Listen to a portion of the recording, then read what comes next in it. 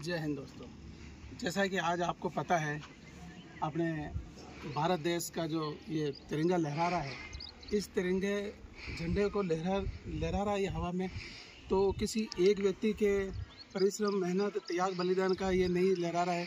इसके पीछे बहुत सारे इतिहास में बहुत सारे व्यक्ति हुए हैं जिन्होंने इसके लिए अपनी जान न्यौछावर कर दी है और अपना पूरा जीवन बलिदान कर दिया, तब जाके इस देश की जो लहरा रहा है, इसकी जो शान है वो बरकरार है।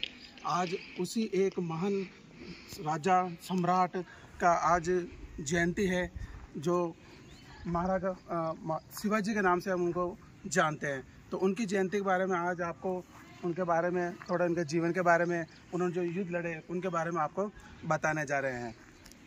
तो दोस्तों, आज जैसे शिवाजी की जयंती है, उन शिवाजी के बारे में आपको थोड़ा बताता हूँ। तो शिवाजी, जिनको हिंदू सम्राट, हिंदू गौरव के नाम से भी जाना जाता है, उनका आज जन्म दिवस है। आज यानी 19 फरवरी का दिन था। 19 फरवरी 1630 में उनका जन्म हुआ था और उनकी मृत्यु 3 अप्रैल 1680 में उनकी मृत्यु हुई थी। तो आप देखेंगे कि बहुत ही कम समय में, उम्र में उन्होंने वो कार्य कर दिखाया है जो हम लंबी उम्र में भी नहीं कर पाते हैं।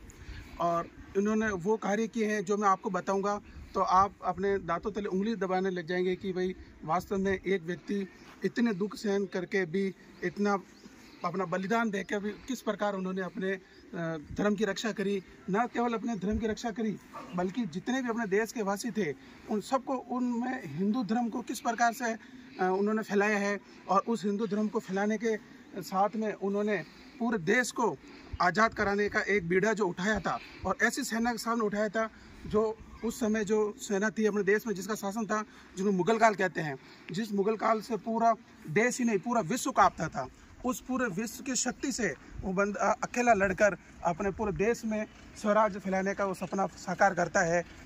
और उस व्यक्ति का जन्म होता है महाराष्ट्र में शिवपुरी दुर्ग में, शिवनेरी जो दुर्ग है महाराष्ट्र में, वहाँ उनका जन्म होता है।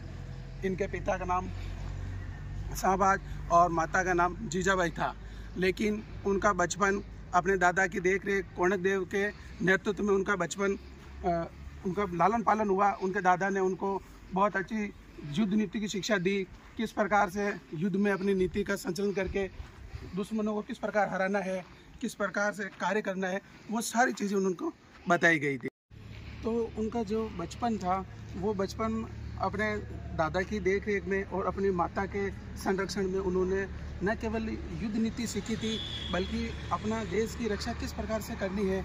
और ये जो आप प्रकृति जो घटना देख रहे हैं, चारों तरफ हरियाली, उस समय उनके मन में यही था कि जो मेरा देश है उसकी रक्षा मैं करता रहूं, और ये जो प्रकृति की तरह जो हरियाली चारों तरफ छा रही है, उसी प्रकार मेरा देश भी ऐसा खुशहाली से लहराता रहे।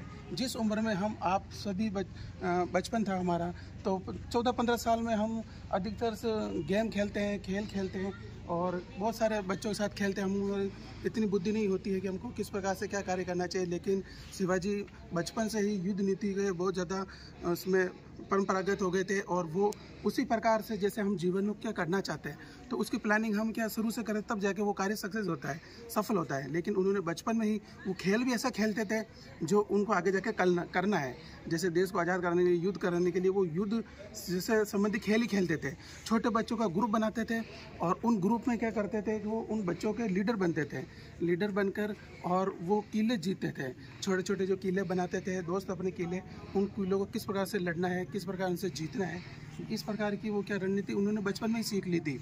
और यही रणनीति उनकी बाद में आगे जाकर बहुत ज़्यादा काम में आई और बहुत सारे किले जीते। अभी हम आपको बताएंगे कि राजस्थान इतिहास में उन्होंने किस प्रकार से लड़ाई करके बहुत सारे किले थे, कम से कम आप देखो 250 किले उनके अंतर्गत आते थे, और किस प्रकार रायगढ़ का किला जीता, राजस्थान का किला जीता, और बहुत सारे किलों में किस प्रकार अपने सैनिक, जो मुट्ठी भर सैनिक बोल सकते हो आप, जिनसे हजारों लाखों की जो सेना थी, अस्त्र शस्त्र बल थे, उनको हराकर भी अपने राष्ट्र को नीचे नहीं झुकने दिया और मरते दम तक राष्ट्र का ध्वज ऊपर रखा था। तो दोस्तों, आप लोगों को मैंने बताया था जैसे कि हमारा देश कई सालों से दुश्मनों का आतंक से ग्रसित था। हमारा जो देश था, ये जो आप अभी जिस आज़ाद देश को देख रहे हो, पहला ये देश इस प्रकार आज़ाद नहीं था। बहुत सारे दुश्मनों ने हमारे देश के ऊपर राज करा था। तो इसका भी बहुत लंबा इतिहास है, लेकिन मैं आपको ज़्यादा संक्षिप्त में बता दूं कि वे जो 1200 से जो काल था, अपने पृथ्वीराज चौहान जो हिंदू सम्राट थे, अंतिम हिंदू सम्राट कहलाते हैं, उनके बाद में उनके साथ किस प्रकार चल रहा और क्या गया, उत्तरायण के युद्ध में उनको विश्वासघात के कारण उनको युद्ध हारना पड़ा। और उस युद्ध हारने के बाद में अपने भारत पर सल्तनत काल की छाया परछाई पड़ गई थी। वो कई सालों तक चली थी और कई तुर्कों ने, सुल्तानों ने हमारे देश पर राज किया, हमारे देश को लूटा। किस प्रकार हमारे फिर भी अपने देश के जो सेनापति है, सैनिक है, उन्होंने युद्ध करके भी अपने देश की रक्षा करी, लेकिन फिर भी उनका बहुत समय तक अपने देश पर शासन था। उसके बाद में आता है मुगल काल आता है। वो 1526 से लेकर 1707 तक हमारे देश में मुगल कालों का भारत पर शासन रहता है।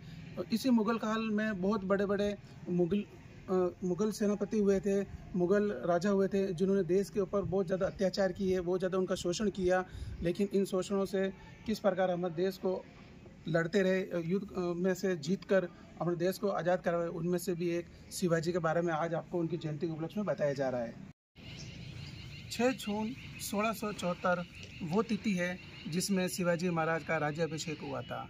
राज्याभिषेक यानी वो अपने पिताजी जगह राजगद्दी पर बैठे थे और अपने देश को दुश्मनों से किस प्रकार से आज़ाद कराना है, और जो मराठा एक जो शक्ति थी उसको किस प्रकार पूरे देश में फैलाकर एक सुदृढ़ शासन व्यवस्था चलाना है, उसका सपन लेकर वो राजगद्दी पर बैठे थे।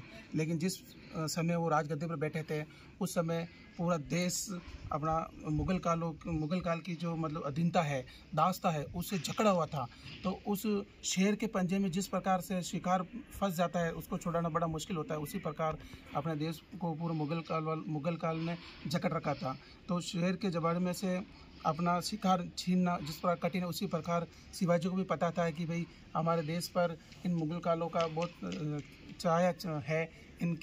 इन छाया को ख़त्म करके, आतंक की छाया को ख़त्म करके देश को किस प्रकार से आज़ाद कराना है, अपना पूरा मराठा साम्राज्य उन पर फैलाना है। फिर भी उन्होंने इस कठिन कार्य को बड़ी ही अपने कूटनीति के साहस से इस योजना को अंजाम दिया और विभिन्न प्रकार से अपनी दूरदृष्टि से किस प्रकार से उन्होंने इस कार्य को अंजाम दिया। जिस उम्र में हम अधिकतर खेल खेलते हैं, उसी उम्र से उन्होंने इस कार्य को करना शुरू किया और धीरे धीरे बहुत सारे किले जीतते गए।